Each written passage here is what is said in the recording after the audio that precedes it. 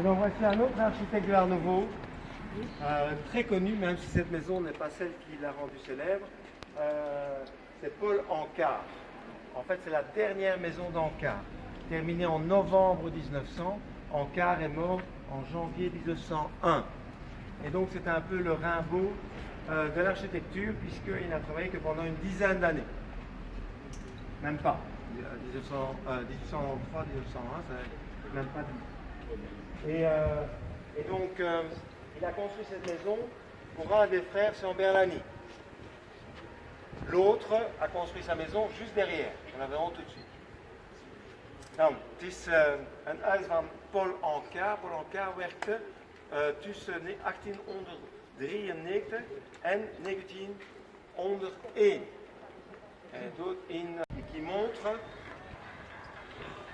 Et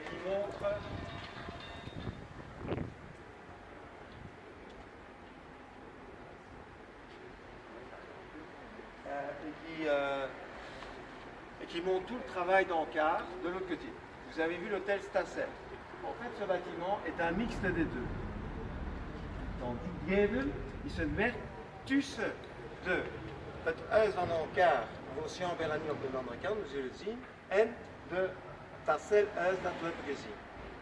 Dan hebben we de Bointo daar, in die ronde vorm op de gevel, die komt van de Stassel-huis. En die raam met die grote grafieten, dat komt van de Chamberlain. Dat we zullen zien.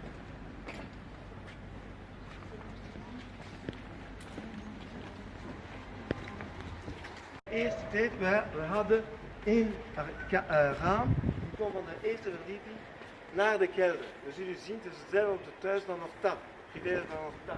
Het is hetzelfde raam, die komt van de kelderkeuken naar de eetkamer. Donc, au départ, vous n'aviez pas ce décor en pierre, là, qui est nouveau. Vous aviez une seule fenêtre qui venait de la cave jusqu'au rez-de-chaussée. Et donc, vous aviez une fenêtre unique pour la cuisine cave et pour la salle à manger. Vous allez voir la même chose à la maison Horta. Hey, dat is erg de nationale stijl, hè? Dat is een neorenaissance. Van 1886. Het is wat men noemt de nationale stijl dan de stijl van de neorenaissance. Bon, we zullen zien de meesterwerk van Anka. Het is een van de bekendste huizen van Art Nouveau. Donc, on va voir donc, le chef-d'œuvre d'Anka, considéré comme une des plus belles maisons Art Nouveau.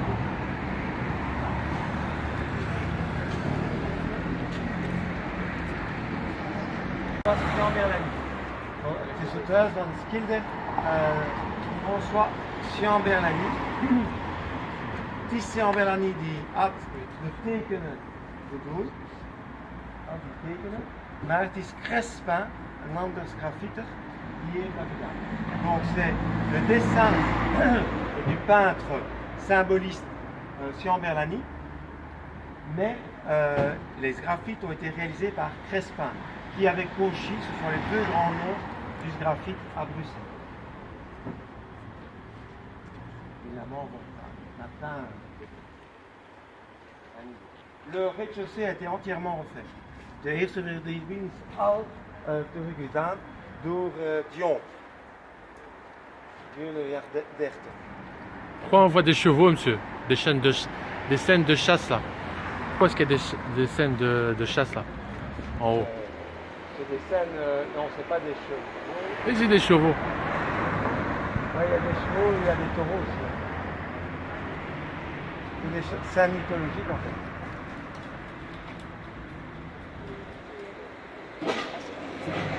Là, c'est là, c'est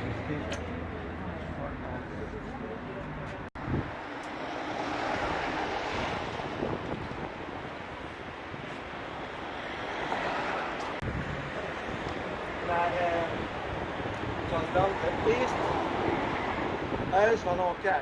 Dan hebben we de structuur van een neorenaissance huis, maar met een versiering van het huis. En dat is een beetje vreemd, is die roze steen, dat is een Afrikaans steen. formaat gesteekt dat gebruikt voor de ondersteuning van een standbeeld. Donc, ce qui est étrange, c'est l'utilisation de cette pierre rose. C'est une pierre volcanique, on appelle ça en français du boudinge. Et normalement, c'est une pierre qu'on n'utilise pas sur les façades parce qu'elle est toujours rugueuse. Et donc, on l'utilise pour les piédestals des statues. Uniquement. Mais bon, lui, encore une fois, c'est ce qu'il a rendu. Alors, ce qui est très joli, évidemment, sont tous les dessins. Si vous avez ces chats, die katten die spelen in die bloemen.